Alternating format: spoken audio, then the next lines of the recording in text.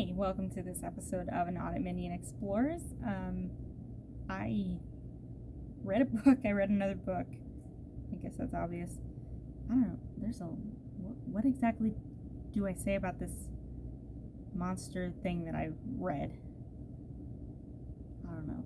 I'm talking about Bad Man by, I'm going to butcher this name. His first name is Dathan. I think the last name is Auerbach. That sounds right. Well, anyway, it is a long book with like 10 audio CDs. I picked it up from the library, and it was huge. And it starts out good. He has a good premise. It's about 5 years ago. The main character, Ben's brother, went missing at a store, and he's been torn up trying to find his brother since then. And it kind of becomes this mystery. It's marketed as a horror story about a kid who goes missing and the relentless search of his older brother to find him.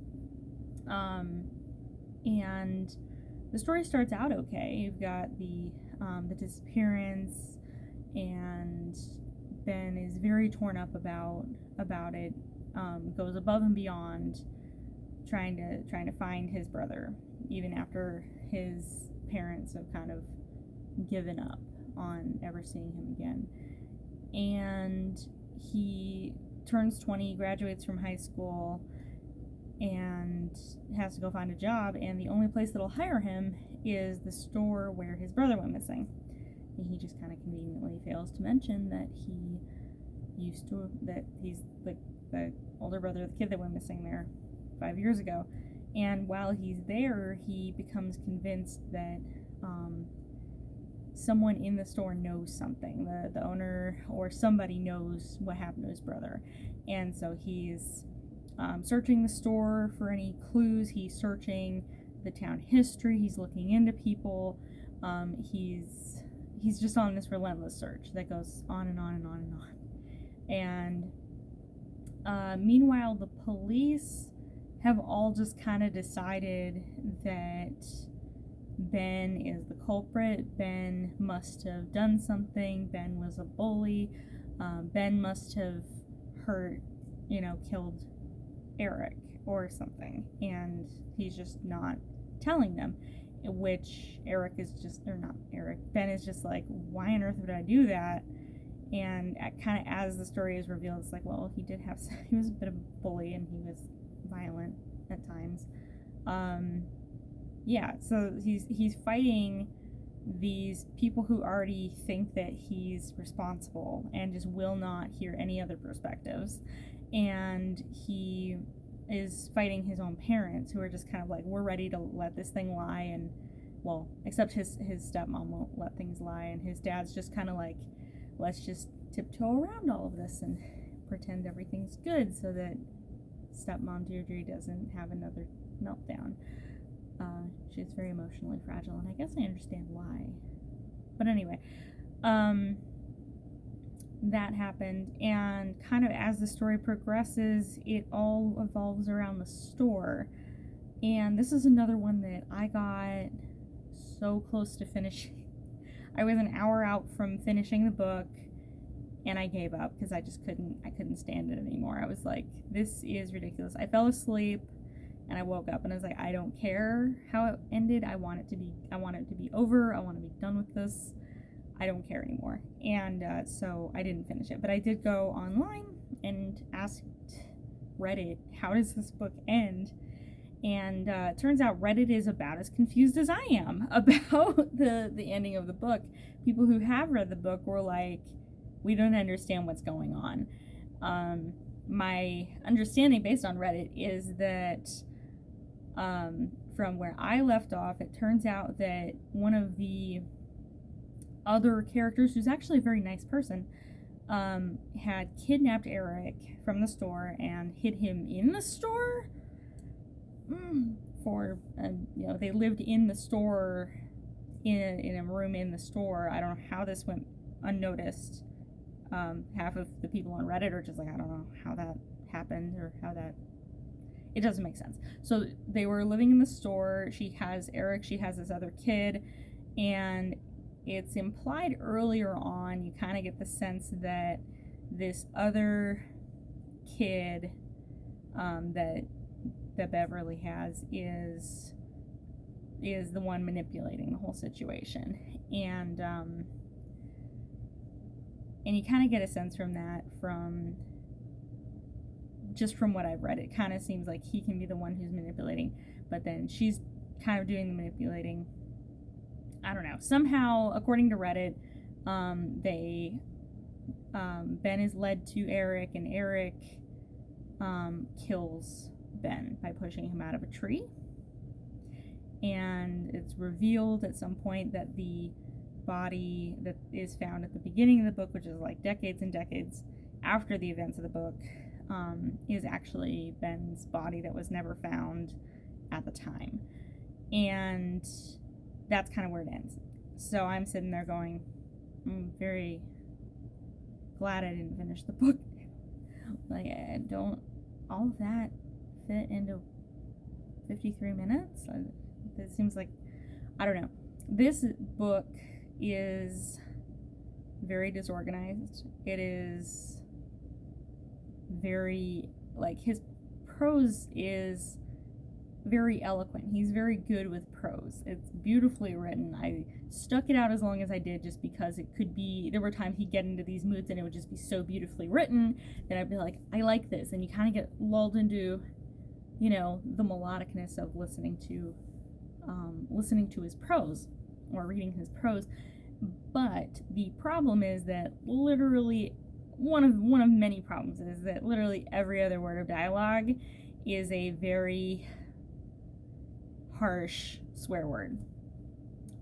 Literally, like, every other line of dialogue is an F word or taking the name of the Lord in vain. It's just, it goes on and it doesn't stop. And like, so I'm trying to listen to this at work, and every other word is, you know, F this, F that, and I'm just like, oh my goodness, this is embarrassing.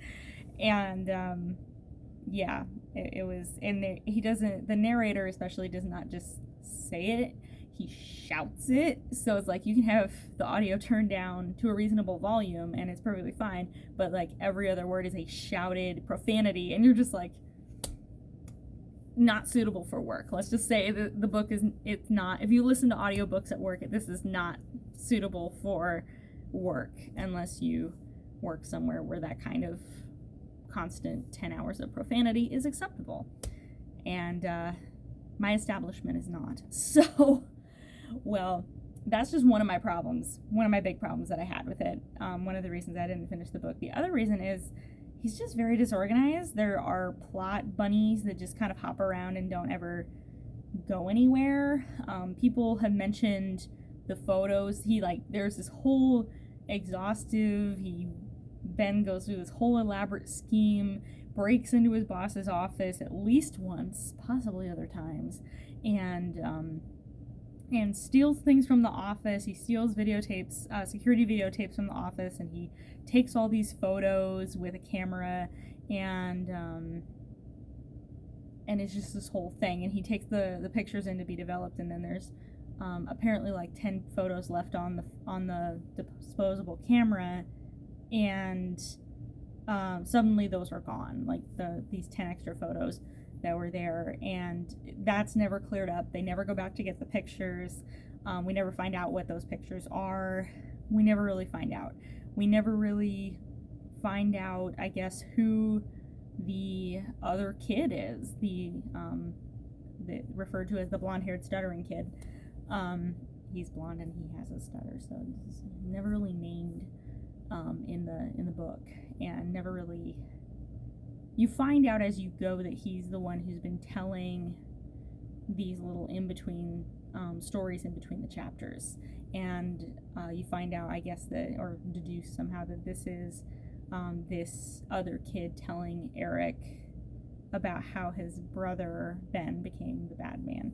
So somehow it all leads to Ben is the bad man because he was a really abusive older brother, physically abusive anyway, emotionally abusive anyway.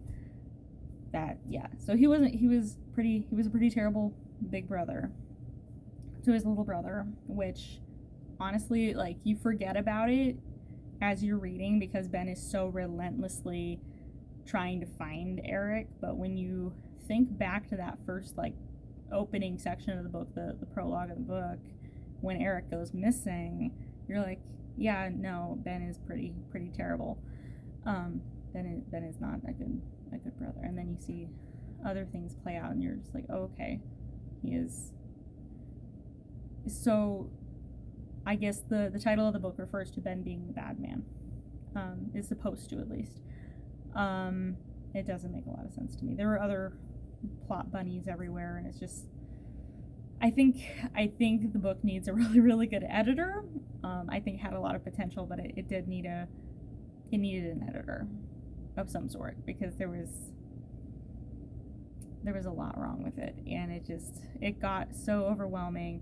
My other thing was, he would, especially toward the end of the book, he would kind of start taking you in the direction, like, that made sense, and like, we're finally going to take you to Eric, and then lead you to a place that was not where Eric was, and then, you know, they're just going places that don't make any sense. Like, they go out to a barn, and they get stuck in the barn, and it's never really established why she locked him in the barn, and she just lets him out of the barn, or whatever. So it doesn't really make any sense. I don't know. This whole book just does not make a lot of sense. So yeah, between the plot bunnies and the exhaustive use of profanity and I don't know what to make of this monster creation thing of literature.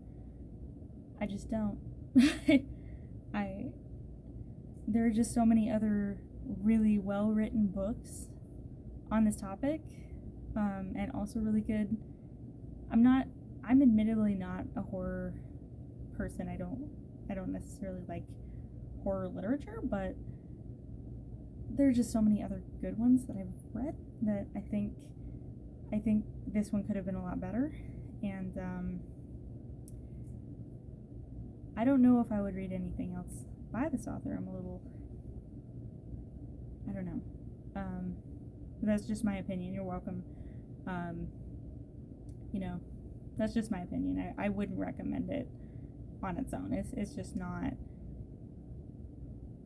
It left me wanting. It did leave me wanting more explanation and better organization and less plot bunnies. And it, you know, honestly, just taken out most of the bad words in there would have shortened the book by like half. So it could have been a lot shorter, a lot tighter, a lot cleaner, and would have, I think, strengthened it a lot. That's just my opinion. So feel free to leave me comments on that if you've read the book, or if you haven't read the book, then don't watch this video. So if you decide to read the book, then that's cool too. Let me know what you think in the comments. Yeah, have a good day.